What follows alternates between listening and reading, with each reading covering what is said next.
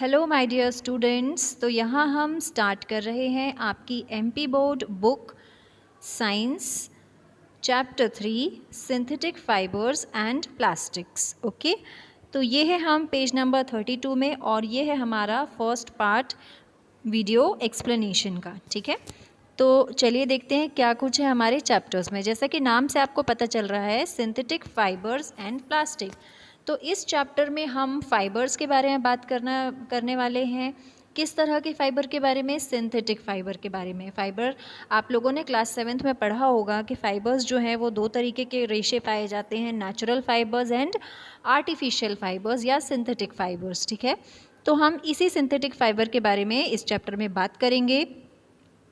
क्योंकि आपने देखा है बेटा कि हम जो कपड़े पहनते हैं, ठीक है, वो किससे बने हुए होते हैं? इन्हीं रेशों को मिला करके फैब्रिक बनाया जाता है, एक पूरा कपड़ा होता है। फिर उस कपड़े से हम अपनी शर्ट बनाते हैं, पैंट बनाते हैं, सूट बनाते हैं, ठीक है, मतलब क्लॉथ्स बनाते हैं। तो fabrics are made from fibers obtain from natural और आर्टिफिशियल सोर्सेज।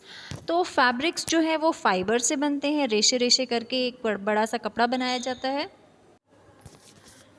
तो दो तरह के फ़ाइबर्स होते हैं बेटा हमें, मतलब फ़ाइबर कहाँ से मिलते हैं? नेचुरल सोर्सेज से और आर्टिफिशियल सोर्सेज से। ठीक है, नेचुरल सोर्सेज में आपके एनिमल्स हो गए, प्लांट्स हो गए, और आर्टिफिशियली मतलब अगर हम उन्हें लैब में केमिकल्स के थ्रू बनाएं। Fibres are also used for making a large variety of household articles. तो जो फाइबर होते हैं,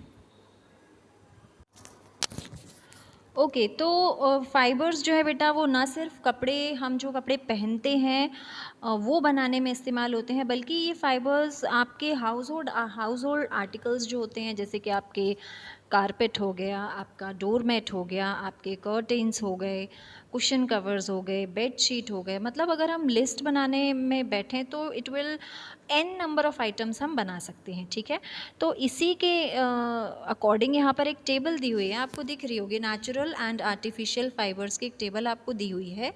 ये इस टेबल को आपको फिल करना है और इसमें आपको करना क्या है? आपको आर्टिकल लिखना है। ठीक है, सीरियल नंबर डाल करके आपको आर्टिकल लिखना है। जैसे कि अगर आपका कर्टेन है तो ठीक है, आपके घर में जो कर्टेन है वो किस चीज़ से बना हुआ है किस फाइबर से? नेचुरल फाइबर से या आर्टिफिशियल फाइबर से? आपको ये यहाँ पर बताना है। ठीक है, तो जैसा कि मैं आपको बता चुकी हूँ, कॉटन का अगर कपड़ा है तो वो किस फाइबर का है? नेचुरल फाइबर का है।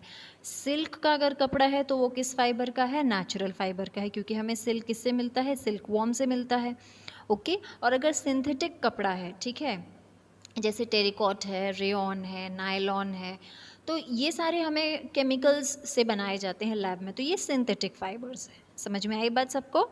Now why did you label some fibres as artificial? तो हम ऐसा क्यों करते हैं? हम अलग अलग कैटेगरी में क्यों रखते हैं? ठीक है, so you have already read in your previous classes that natural fibers like cotton, wool, silk etc. ये हमें कहाँ से मिलते हैं? प्लांट्स से और एनिमल्स से। ठीक है, वहीं सिंथेटिक फाइबर्स हमें कहाँ से मिलते हैं? उन्हें हम बनाते हैं, इसीलिए हम उन्हें सिंथेटिक फाइबर कहते हैं या हम उन्हें मैन मेड फाइबर कहते हैं। और इसीलिए दोनों तरह के फाइबर्स को अलग अलग कैटेगरी में रखना ज़रूरी है। समझ में आया बेटा? आगे चलते हैं हम अपने नेक्स्ट टॉपिक पर। What are synthetic fibres? तो सिंथेटिक फाइबर्स एक्चुअली में होते क्या हैं? ठीक है, तो आपने बीड्स का नेकलेस देखा होगा बेटा, मोतियों की माला देखी होगी, जैसा कि आप देख पा रहे हैं यहाँ पर डायग्राम ए में और यहाँ पर बी में। ठीक है, तो जो मोतियों की माला होती है वो एक एक मोती अच्छे से धागे में पिरोया हुआ होता है। ठीक है, या तो फिर आप एक लॉन्ग चेन बना सकते हैं, किसकी? ये पेपर क्लिप की। ठीक है, अगर आप एक एक करके पेपर क्लिप जोड़ते जाएंगे तो एक लंबी सी चेन बन जाएगी। तो सिंथेटिक फाइबर भी चेन ही है, छोटे छोटे यूनिट्स से जुड़ करके बनी हुई एक चेन है। ओके, केमिकल्स हमें ऐसे दिखती नहीं है, वो छोटे छोटे यूनिट इस तरह से हैं, उन्हें अगर आप जोड़ देंगे तो वो एक लंबी सी चेन बन जाएगी, और यही आपके क्या है? सिंथेटिक फाइबर है। ओके, हर यूनिट एक केमिकल सब्सटेंस है। ये जो यूनिट है दिख रहा आपको, है ना, ये क्या है? एक केमिकल सब्सटेंस है। ओके, और इन्हीं छोटे छोटे यूनिट्स को जब हम कंबाइन करते हैं तो एक बड़ा सा यूनिट बन जाता है, छोटे छोटे यूनिट्स को ज्वाइन किए हुए। इसे ही हम क्या बोलते हैं? हम इसे बोलते हैं पॉलीमर। ओके, और एक यूनिट क्या कहलाता है? Poly, POLY। Okay, the word polymer comes from two Greek words, poly means many and mer meaning पर पार्ट यूनिट। ओके, जैसा कि मैंने अभी आपको बताया, थोड़ा सा ऑपोजिट हो गया। पॉली का मतलब होता है मैनी, बहुत सारे, MER मर, छोटे छोटे यूनिट्स। ठीक है, जब आप बहुत सारे यूनिट्स को, रिपीटेटिंग यूनिट्स रहेंगे तो वो आपका क्या बन जाएगा? एक लंबी सी चेन बन जाएगी, और इसी चेन को हम क्या बोलेंगे? पॉलीमर बोलेंगे। Clear everyone? समझ में आया बेटा ये वाला पेज आपको अच्छे से? तो आप इसे रीड कीजिए, टेबल को फिल कीजिए और वीडियो को बार बार देखिए, आपको बहुत ईजिली अच्छे से ये टॉपिक समझ में आ जाएगा। Up till then, thank you so much.